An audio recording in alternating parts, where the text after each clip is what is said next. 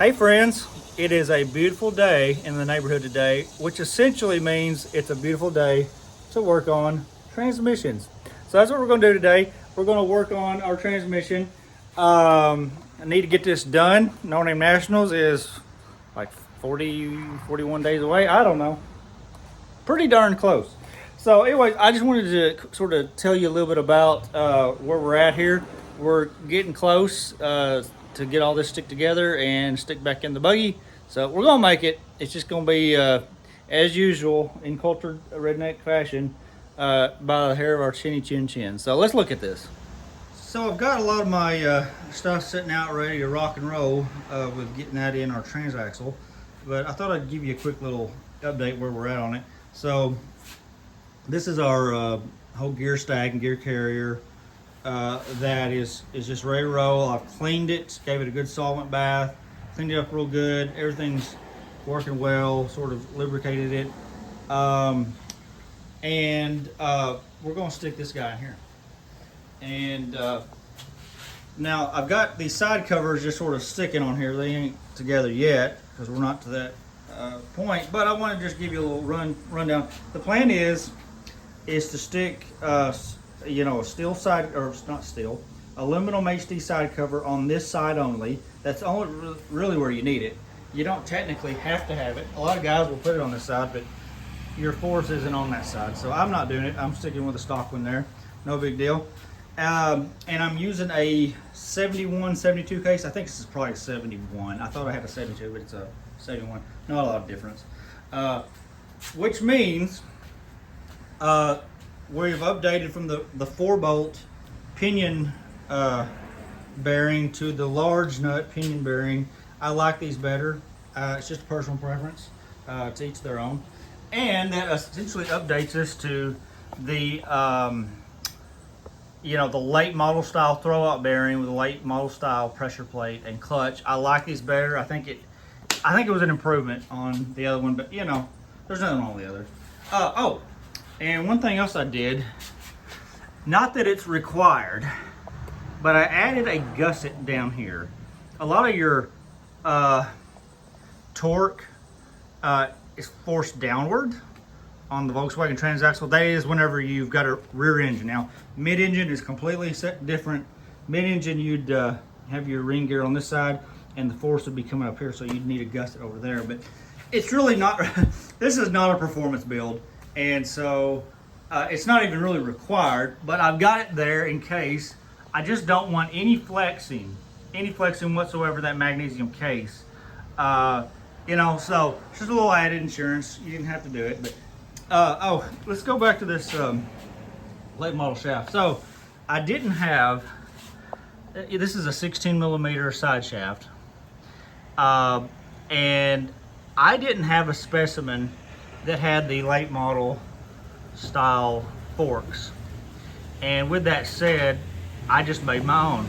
I was going to weld it anyways, so I cut the old ones off and then took one from a bus one and welded that in. So they're plenty strong. I was going to do it anyways, and so we're ready to roll with that. We got the, I was going to show you this. So this is the pinion nut that I took off, and this is one I took off from, I think, like a 76 or 77. I don't think it's chromoly, but look at the difference in that. It is, you got this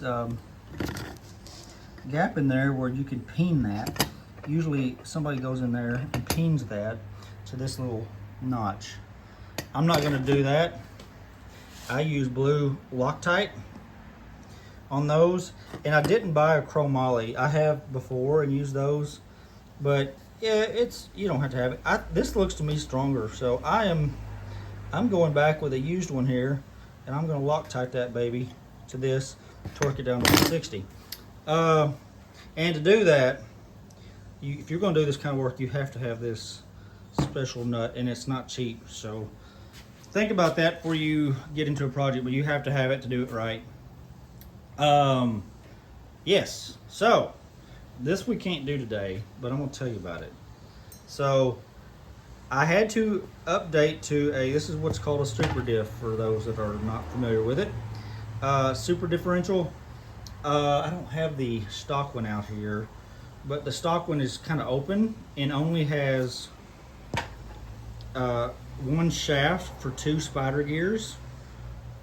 This super diff though takes that 2 spider gears to 4, so much stronger. Spider gears are very prone to break in the stock, and it is a little bit of a somewhat of a beefier unit, you know, a little bit less flexing. But there's an issue. So the issue is that this aggravates the fire out of me.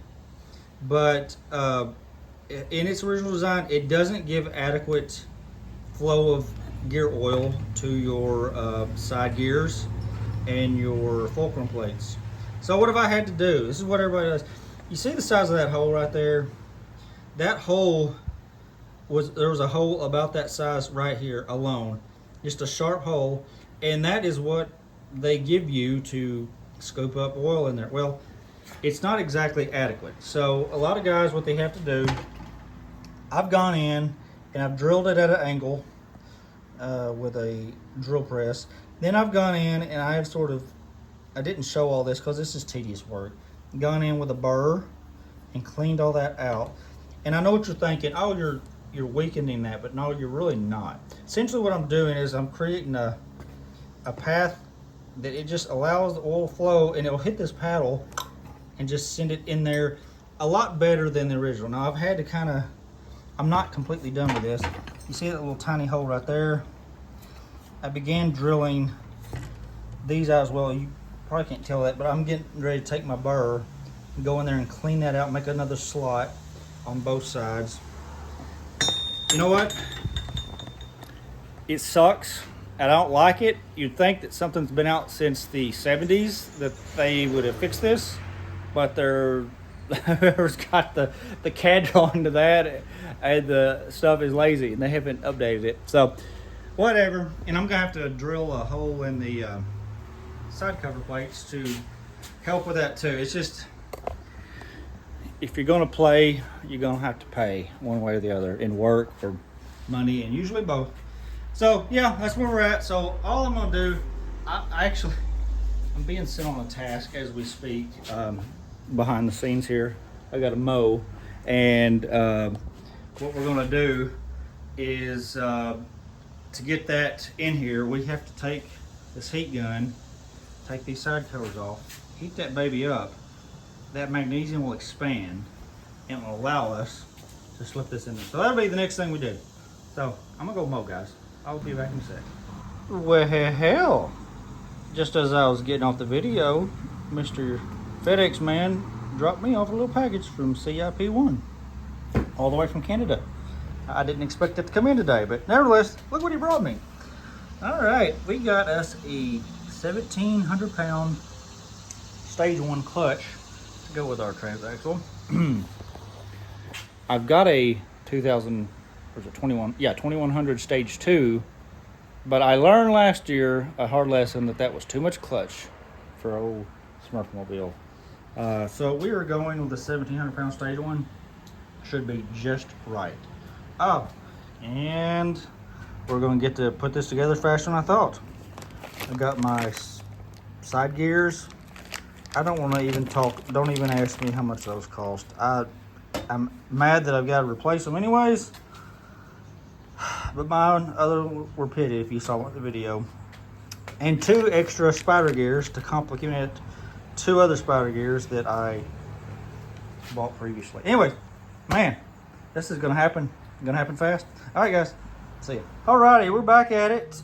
Went ahead and I buttered up our case for the gear carrier and put a little bit of gear oil safe gasket maker on both sides of this little paper gasket. Sometimes I use those, sometimes I don't. I'm gonna use one this time. Doesn't hurt. So next step is gonna be take our heat gun and we're gonna heat in here this whole area, get that warmed up so that it expands, and we can stick our whole gear stack with the pinion bearing and all in there, because it is a press fit. You want to try to not bang on that. It's a lot better for your parts if you just let her heat up and slip her in. One thing I've done, it's a, I think it, what is it, is it octagon? I can't, 1, 2, 3, 4, 5, 6, 7, 8, 9, 10. Anyway, whatever side it is, it, I a lot of times will go and I mark the exact edge of the that side there. That way I know that my shape will fit right on the money. So guys, for whatever reason, I cannot find the stand to my well, to prop my phone up on. I don't think I'm gonna be able to show you this but essentially, like I said, all I'm gonna do, I'm heating this dude up. I'm gonna line up that line right there that I made with the notch to get it right. I'm gonna plop her on. It should slide right on. Do a real quick tighten down and get to tightening this up with 160 foot-pounds of torque. All right, guys. Well, I cannot find my tripod, so I was not gonna be able to show you me getting that carrier installed. I have done one before in one of my videos where I'm putting together another transaxle. So if you want to see what I did for that, basically it's the exact same thing. But I'm not gonna lie, I sort of struggled here. So I made a line right there to match up the top of this little notch. And to be quite honest with you, I was having a hard time doing that. The bearing is so good, it kept wanting to roll on me. So I even had to pull that dude out twice to make it fit. Long story short, there's no way I could have shown that without the tripod, and even if I did, it'd have been like a circus. So nevertheless, I got her on there and I torqued it down. You know, obviously put our goop on there and put Loctite on this baby and use the good old-fashioned pinion nut with the appropriate torque wrench and torqued it to 160 pounds, quite a bit. But you don't want you don't want any movement in there. So anyways, we got that. I'm gonna go ahead. We're gonna test it to make sure we can roll through the gears and that we don't have any funny business, because there's no sense in going forward if we have an issue. So let's try that out. Okay, I'm gonna try this out with a camera in one hand and a tool in the other. So here we go. Got my handy dandy little deal. We got our neutral. It's verified by that. Let's see here. This is gonna be interesting.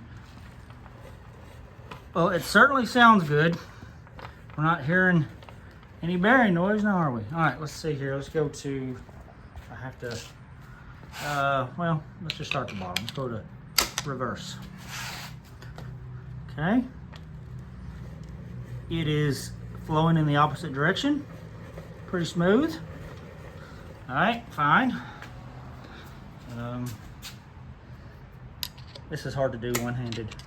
I don't think I can do it though. Screw it. I don't like doing that, but let's see here. Let's go to first. First should be back. Man, I can't do this one-handed. What did I sign on for, guys?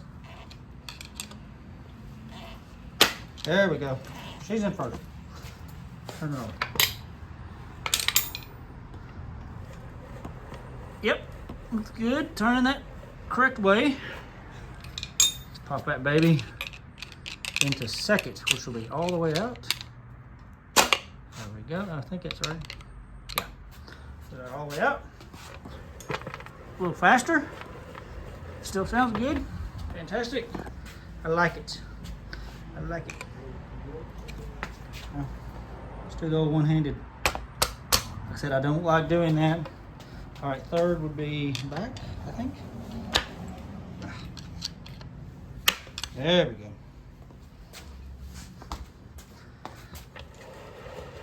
A little bit faster. Okay, good. And fourth. Come on. I'm telling you what, I can't do this one-handed. Whatever. You know what? Once I get done, I'll tell you if I got 4s right. I can't do this one-handed.